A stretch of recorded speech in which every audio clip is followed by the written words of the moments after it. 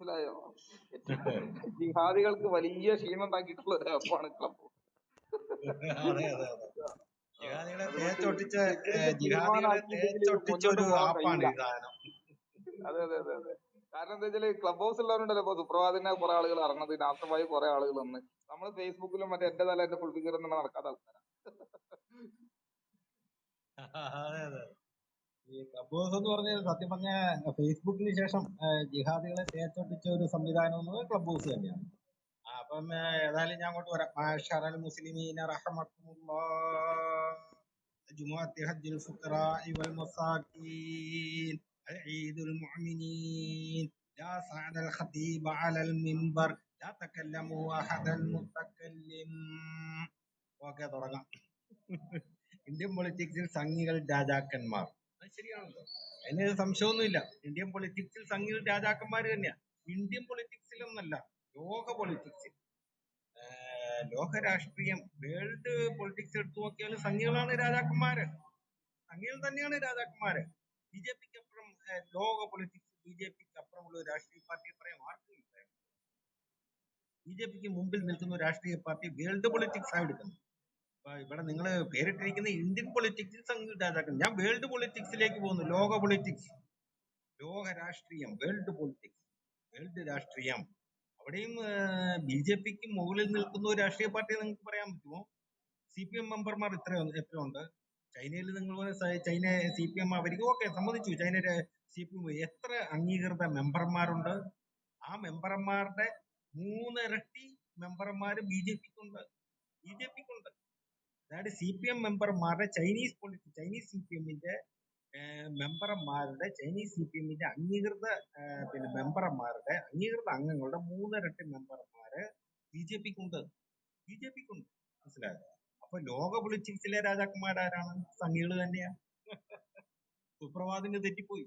സുപ്രഭാതാണ് ഈ ഹെഡിങ് കൊടുത്തതെങ്കിൽ സുപ്രഭാതിന് തെറ്റിപ്പോയി. സുപ്രഭാത Indian politics Sanghi അല്ല, ലോക പൊളിറ്റിക്സിലെ രാജാക്കന്മാരാണ് സംഘികൾ. മനസ്സിലായോ?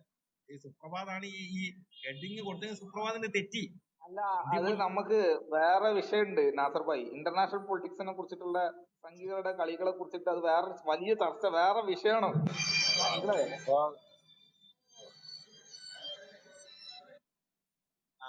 അപ്പോൾ ഓക്കെ, അത് പോട്ടെ. അപ്പൊ ഏതായാലും ഈ ഹെഡിങ് ഒന്ന് മാറ്റി എഴുതുക. ലോക പൊളിറ്റിക്സിൽ സംഘികൾ രാജാക്കന്മാർ എന്നോ ആക്കണം. ഇന്ത്യൻ പൊളിറ്റിക്സിലല്ല, വേൾഡ് പൊളിറ്റിക്സിൽ സംഘികൾ രാജാക്കന്മാർ. അങ്ങനെയാണ് നിങ്ങൾ ഇതിന്റെ ഹെഡിങ് മാറ്റേണ്ടത്. കാരണം ലോക പൊളിറ്റിക്സിൽ തന്നെ സംഘികൾ തന്നെയാണ്. ബി ജെ പിക്കാർ തന്നെ. ബി ജെ പിക്ക് മുമ്പിൽ ആരും ഇല്ലെന്ന്. അപ്പൊ ചൈനീസ് കമ്മ്യൂണിസ്റ്റ് പാർട്ടിയുടെ മെമ്പർമാരുടെ 3 ഇരട്ടി മെമ്പർമാര് ബി ജെ പിക്കുണ്ട്. അത് തെളിഞ്ഞാണ്. B J പിക്കുണ്ട്. അപ്പം സംഘികൾ, ലോക പൊളിറ്റിക്സ് സംഘികൾ തന്നെയാണ് രാജാക്കന്മാര്. അപ്പൊ ഓക്കെ, ഇനി നമുക്ക് വിഷയത്തിലേക്ക് വരാം. അപ്പോൾ ഇനിയിപ്പോ ഈ സംഘികളെ താഴെ ഇറക്കാനോ അല്ലെങ്കിൽ സംഘികളുടെ മുകളിലേക്ക് കയറാനോ ആർക്കും സാധിക്കും? ഒരു മനുഷ്യനും സാധിക്കും. ലോകത്തെ രാഷ്ട്രീയ പാർട്ടിക്ക് സാധിക്കും. പിന്നെ ഇന്ത്യൻ രാഷ്ട്രീയത്തിൽ സാധിക്കുമോ? ഇന്ത്യൻ രാഷ്ട്രീയം ഇപ്പൊ ഈ കോൺഗ്രസ് ആരെയാണ് മുമ്പിൽ നിർത്തുന്നത്? രാഹുൽ ഗാന്ധി, ഈ പപ്പു എന്ന് നമ്മൾ വിളിക്കുന്ന വയനാടൻ പ്രധാനമന്ത്രി എന്ന് ട്രോളുകാർ വിളിക്കുന്ന രാഹുൽ ഗാന്ധി. ഈ രാഹുൽ ഗാന്ധിക്ക് എന്ത് യോഗ്യതയാണുള്ളത്? എന്ത് യോഗ്യത? അയാൾ പറയുന്ന എന്തെങ്കിലും ഒരു കാര്യമുണ്ടോ? ഇപ്പൊ നമ്മൾ G20യിലൂടെ ലോകം മുഴുവൻ ഇന്ത്യയെ വാഴ്ത്തിപ്പാടുമ്പോൾ, ലോകം മുഴുവൻ ഇന്ത്യയെ വാഴ്ത്തിപ്പാടാണ്. അപ്പൊ ഈ G20യുടെ നമ്മള് ഇപ്പൊ നടന്ന ആ സമ്മേളനം നമ്മൾ ശ്രദ്ധിച്ചോ? അമേരിക്കൻ പ്രസിഡന്റ് ജോ ബൈഡൻ വരെ വന്നേച്ച് നമ്മുടെ ഇന്ത്യൻ പ്രധാനമന്ത്രിയായ നരേന്ദ്രമോദിയെ തൊഴുതുകൊണ്ട് മാറി നിൽക്കുകയാണ്. റഷ്യൻ പ്രസിഡന്റ് പുടിനോ ചൈനീസ് പ്രസിഡന്റോ വന്നില്ല. ഇവർ രണ്ടുപേരും വരാത്തതിന്റെ കാരണം എന്താണെന്ന് ആരെങ്കിലും ചിന്തിച്ചിട്ടുണ്ടോ? ഈ ചൈനീസ് പ്രസിഡന്റും റഷ്യൻ പ്രസിഡന്റും വരാതിരുന്നതിന്റെ കാരണം എന്താണെന്നറിയോ? അവിടെ നരേന്ദ്രമോദി രാജാവാണ്. ഇപ്പൊ ലോകത്തിന്റെ രാജാവ്, വേൾഡ് കിങ് എന്ന് അറിയപ്പെടുന്നത് നരേന്ദ്രമോദിയാണ്. ഈ നരേന്ദ്രമോദിയുടെ അടുത്ത് വന്നിട്ട് ഞങ്ങൾ നരേന്ദ്രമോദിയിലേക്കാൾ താഴ്ന്ന ഒരാളാണ്, നരേന്ദ്രമോദിയുടെ സെക്കൻഡാണ് ഞങ്ങൾ എന്ന് അവർക്ക് പറയാൻ ബുദ്ധിമുട്ടാണ്. അല്ലെങ്കിൽ ലോക മാധ്യമങ്ങൾ അങ്ങനെ വിശേഷിപ്പിക്കുന്നത് അവർക്കൊരു ബുദ്ധിമുട്ടുള്ളത് കൊണ്ടാണ് റഷ്യൻ പ്രസിഡന്റ് പുടിനും ചൈനീസ് പ്രസിഡന്റ് പേര് ഓർക്കുന്നില്ല, ഷീപ്പിങ് എന്തൊക്കെയാ, അയാൾ മാറിയിരുന്നത് കൊണ്ടാണ്. പക്ഷെ അമേരിക്കൻ പ്രസിഡന്റ് ജോ ബൈഡൻ വന്നു. കാരണം എന്താണ്? അമേരിക്കൻ പ്രസിഡന്റ് വരാതിരിക്കാൻ പറ്റില്ല. അമേരിക്കൻ പ്രസിഡന്റ് വരാതിരിക്കാൻ ഇന്ന് അമേരിക്കൻ രാഷ്ട്രീയത്തെ നിയന്ത്രിക്കുന്നതിലെ ഏറ്റവും പ്രധാന കണ്ണി എന്ന് പറയുന്നത് ഇന്ത്യൻ പ്രധാനമന്ത്രി നരേന്ദ്രമോദിയാണ്. അതുകൊണ്ടാണ് ജോ ബൈഡൻ വന്നത്. ലോകത്തെ ഒന്നാമത്തെ പ്രസിഡന്റായ ജോ ബൈഡൻ വന്നത് ഇന്ന് അമേരിക്കൻ രാഷ്ട്രീയത്തെ നിയന്ത്രിക്കുന്നതിന്റെ പ്രധാന കണ്ണി നരേന്ദ്രമോദിയാണെന്ന് അദ്ദേഹത്തിന് അറിയാം. മനസ്സിലായോ?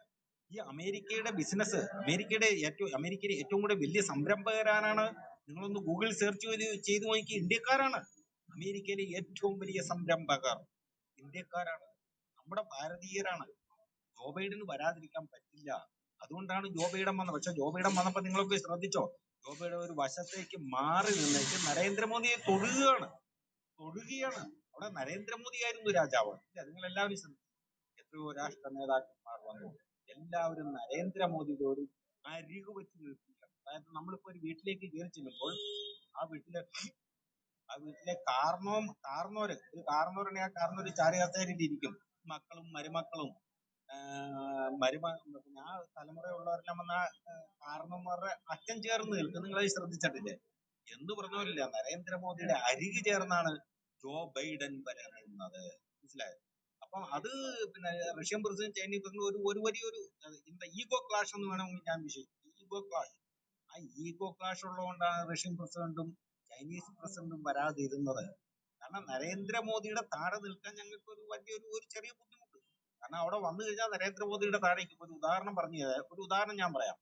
യേശുദാസും MG ശ്രീകുമാറും വിധു പ്രതാപ്, റിമി ടോമി ഇങ്ങനത്തെ ഗായകന്മാരും ഒരു സ്റ്റേജിൽ അണിയിറക്കുന്നു. എല്ലാവരും യേശുദാസിനെ കുമ്പിട്ട് അല്ലെങ്കിൽ യേശുദാസിന്റെ അരികിൽ പറ്റിയല്ലേ നിൽക്കുന്നു. കാരണം എന്താണ്? യേശുദാസാണ് ആസ്ഥാന ഗായകൻ. യേശുദാസിന്റെ മുകളിൽ ആരും ഇല്ല. മനസ്സിലായോ? അവിടെ അഭിനയിക്കാൻ പറ്റില്ല എന്ന് പറഞ്ഞ പോലെ നരേന്ദ്രമോദിയുടെ അരികു പറ്റി നിൽക്കാൻ പറ്റില്ലാത്തതുകൊണ്ട് അവർ രണ്ടുപേരും മാറി നിന്നത്. മനസ്സിലായോ നിങ്ങൾ? അപ്പൊ നമ്മുടെ പ്രധാനമന്ത്രി നരേന്ദ്രമോദി, അദ്ദേഹം ഇന്ന് ഇന്ത്യയെ, ഈ ഭാരതത്തെ, ഞാനും ഭാരതം എന്ന് പറയാൻ തന്നെയാണ് ആഗ്രഹിക്കുന്നത്. അല്ല ബ്രിട്ടീഷ് നായകളിട്ട ആ പേരിനോട് എനിക്ക് താല്പര്യമില്ല. എനിക്കും ഭാരതം എന്നറിയപ്പെടാൻ തന്നെയാണ് താല്പര്യം. അപ്പൊ നമ്മുടെ ഭാരത മഹാരാജ്യത്തിന്റെ തലവനായ ഇന്ത്യൻ ഭാരതത്തിന്റെ പ്രധാനമന്ത്രി നരേന്ദ്രമോദി, അദ്ദേഹം ഈ ഭാരതത്തെ ലോകത്തിന്റെ നെറുകയിലെത്തിക്കാനാണ് അദ്ദേഹം പരിശ്രമിക്കുന്നത്. അദ്ദേഹം പറഞ്ഞു 2047 ഭാരതം വികസിത രാജ്യമാകും. വികസ്വര രാജ്യമെന്ന വിശേഷണത്തിൽ നിന്നും വികസിത രാജ്യമാകും. അമേരിക്ക, ജർമ്മനി, ജപ്പാൻ എന്ന രീതിയിൽ നമ്മളും അറിയപ്പെടും. അദ്ദേഹം പറഞ്ഞതിനപ്പുറമൊന്നുമില്ല. നരേന്ദ്രമോദി പറഞ്ഞതിനപ്പുറമൊന്നുമില്ല. കാരണം നരേന്ദ്രമോദി പറയുന്നതേ ചെയ്യൂ, ചെയ്യുന്നതേ അദ്ദേഹം പറയൂ. ഇനി നമുക്ക് എല്ലാവർക്കും ഉദാഹരണങ്ങളുള്ള. അപ്പോൾ അദ്ദേഹം പറഞ്ഞത് അത് സംഭവിച്ചിരിക്കും. 2047 ഇന്ത്യയെ ഇസ്ലാമിക രാജ്യമാക്കുമെന്ന് പറഞ്ഞ സുഡാപ്പുകൾ ഉണ്ടായിരുന്നു. നിങ്ങൾക്ക് എല്ലാവർക്കും പോപ്പുലർ ഫ്രണ്ട് നേതാക്കന്മാർ നസറുദ്ദീൻ ഇളമരത്തിന്റെയും PM അബൂബക്കറിന്റെയും റൌഫിന്റെയും ഒക്കെ പാർട്ടിയായ നമ്മുടെ പോപ്പുലർ ഫ്രണ്ട് അവർ 2047 ഇന്ത്യ ഇസ്ലാമിക രാജ്യമാണ്. ഇപ്പൊ അവരൊക്കെ എവിടെ കിടക്കുന്നതെന്നറിയാമോ?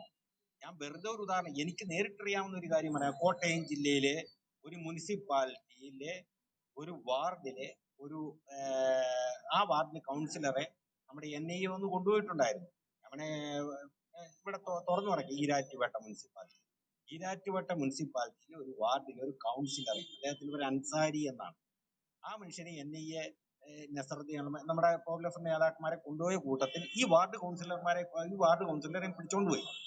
ഈ വാർഡ് കൗൺസിലറുടെ വൈഫ് എന്റെ അളിയനോട്, ഞാനൊന്നും വിശ്വസിക്കുന്നില്ല, എന്റെ അളിയനോട് പോയി ചോദിച്ചു. എന്റെ അളിയൻ ഒരു പൊതുപ്രവർത്തനം കേട്ടോ. അദ്ദേഹത്തോട് പോയി ചോദിച്ചു, എന്റെ ഭർത്താവിനെ എവിടെയാണെന്ന് എനിക്ക് അറിയാൻ പറ്റുന്നില്ല, അദ്ദേഹത്തൊന്ന് ഫോണിൽ ബന്ധപ്പെടാൻ സാധിക്കുന്നില്ല, താങ്കൾക്കൊന്ന് സഹായിക്കാമോ എന്ന് എന്റെ അളിയനോട് പോയി ചോദിച്ചു.